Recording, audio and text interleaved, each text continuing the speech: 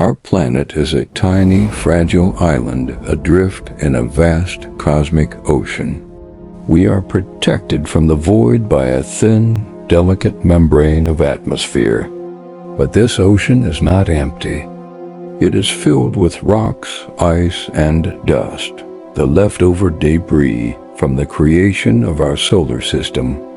Most are small, burning up harmlessly as shooting stars. But some are larger. Some are monsters, silently hurtling through space on a collision course with our world. We have read the scars of their past impacts in the great craters that pockmark our globe.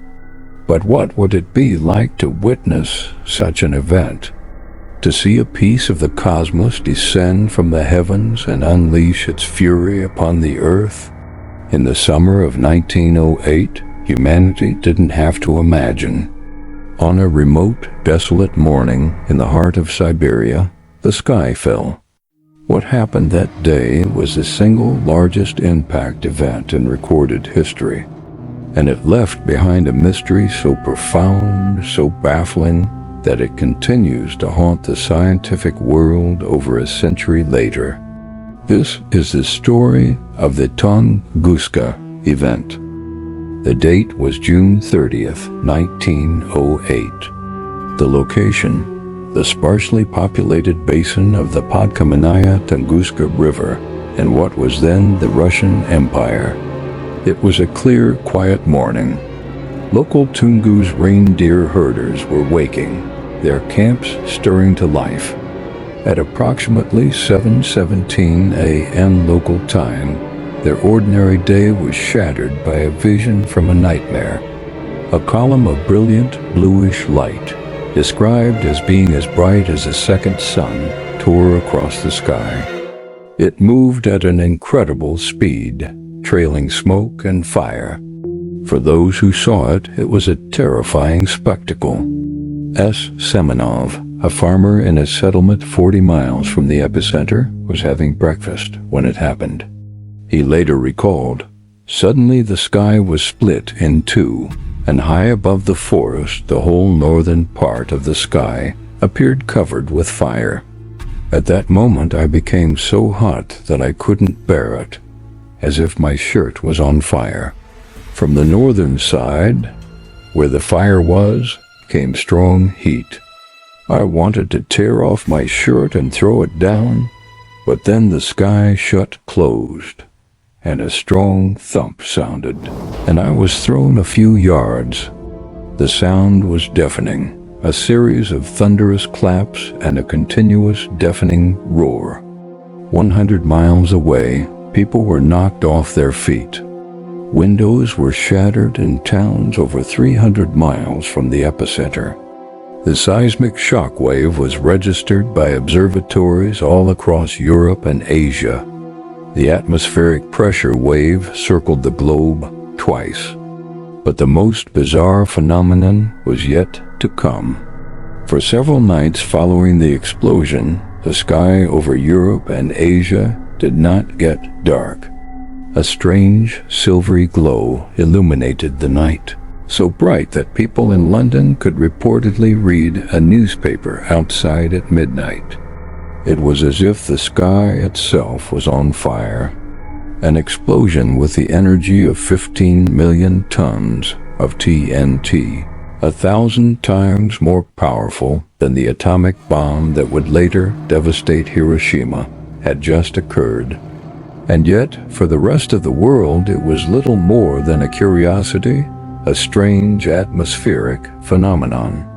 The truth of what had happened in the heart of Siberia would remain hidden for years.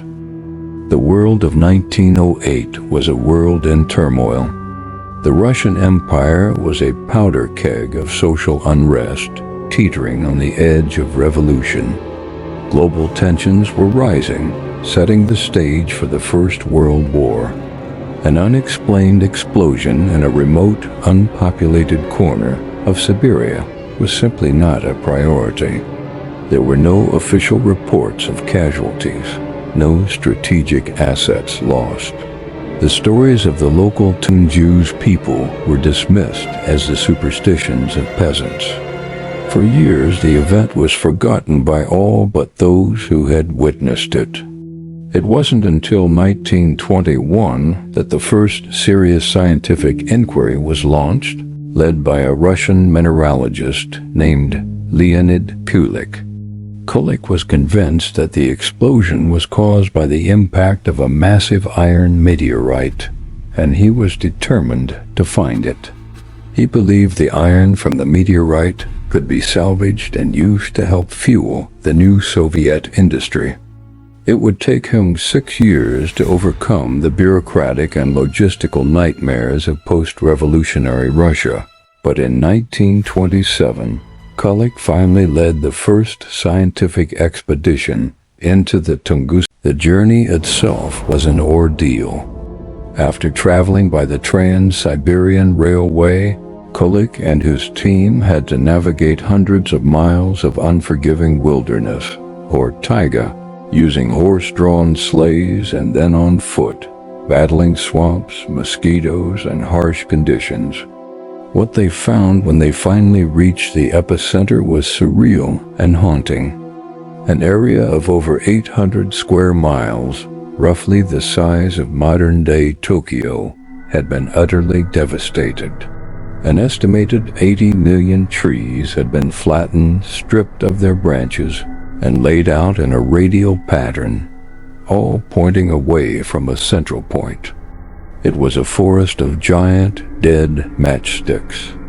Kulik described it as a telegraph pole forest, where the trees at the very center were still standing, but had been stripped bare of all their branches and bark, as if flash-broiled by an immense heat. The sheer scale of the destruction was mind-boggling. Kulik was more convinced than ever that he was on the verge of a historic discovery.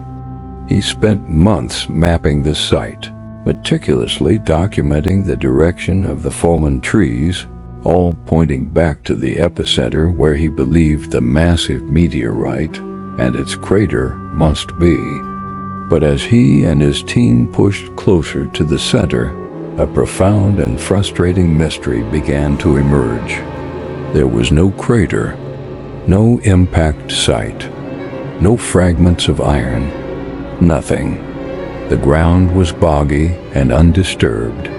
The very center of the explosion, the place where a city-killing asteroid should have slammed into the earth, was empty. Kulik was devastated. He led 3 more expeditions to the site, even arranging for aerial photography and drilling equipment, but the result was always the same. He found microscopic silicate and magnetite spheres in the soil, possible evidence of an extraterrestrial object, but he never found the meteorite he so desperately sought. The forest of the dead held the evidence of an incredible impact, but the impactor itself had vanished without a trace. For decades, the scientific community grappled with Kulik's findings. The initial theory that a large iron meteorite had caused the explosion was clearly flawed. An iron body of that size would have undoubtedly left a massive crater. So a new theory began to take shape. What if the object was not a dense, rocky meteorite, but something much more fragile? This is the comet hypothesis. Comets are essentially giant, dirty snowballs, composed of ice, dust, and frozen gases. This theory proposes that a small comet or a fragment of one entered the Earth's atmosphere at high speed. The immense friction and pressure would have superheated the icy body, causing it to rapidly vaporize and explode in the air, several miles above. This airburst would have released a catastrophic amount of energy, creating the light, heat, and shockwave described by eyewitnesses, and flattening the forest below. But because the object was made of ice and dust, it would have completely disintegrated in the explosion, leaving no impact crater and no large fragments. It would be a cosmic ghost, a bullet from space that left a wound but vanished in the process. This theory elegantly explains the key mysteries of the event. It has become the most widely accepted scientific explanation. In recent years, evidence from Lake Chico, a nearby lake, has added weight to this idea. Sediment cores from the bottom of the lake show a layer of concentrated iridium and other elements consistent with a cosmic impact, dated to around 1908. Many believe the deepest part of the lake could even be the impact crater of a small, dense fragment of the object that survived the main airburst. But where there is mystery, there is also speculation, and the Tunguska Event has attracted some of the most exotic theories imaginable. During the Cold War, some speculated that the event was an alien spaceship that had exploded or crashed. The reports of strange lights in the sky and the radioactive traces found on some samples seem to point to an advanced, non-terrestrial technology. Others have proposed even more bizarre scientific explanations. In the 1970s, physicists suggested that a microscopic black hole, no bigger than a molecule but with immense mass, could have passed clean through the Earth, with its entry point in Tunguska and its exit point in the North Atlantic.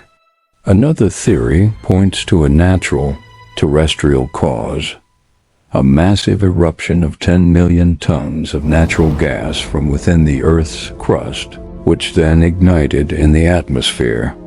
And of course, there are the conspiracy theories, chief among them that the explosion was the result of an experiment by the inventor Nikola Tesla, who was working on a death ray capable of transmitting enormous amounts of energy wirelessly at his Wardenclyffe Tower laboratory. Proponents of this theory point out that Tesla had the motive and, theoretically, the means, and that the event coincided with some of his most ambitious experiments. While these theories are fascinating, they all suffer from a critical lack of evidence. They remain on the fringe, captivating the imagination but failing to convince the scientific community. Today, the Tunguska Event stands as a stark and silent warning. It was a near miss. Had the object, whatever it was, arrived just 4 hours and 47 minutes later, the Earth's rotation would have placed it not over a desolate Siberian forest, but directly over St. Petersburg, the bustling capital of the Russian Empire. The result would have been the instantaneous death of hundreds of thousands of people, and a geopolitical crisis that would have undoubtedly changed the course of the 20th century. The Tunguska Event reminds us that our place in the cosmos is not guaranteed. We live in a cosmic shooting gallery, and we are only just beginning to understand the threats that loom in the darkness. The ghost of Tunguska serves as a profound reminder: the sky can fall. And the greatest mystery is not what happened in 1908, but when and where it will happen again.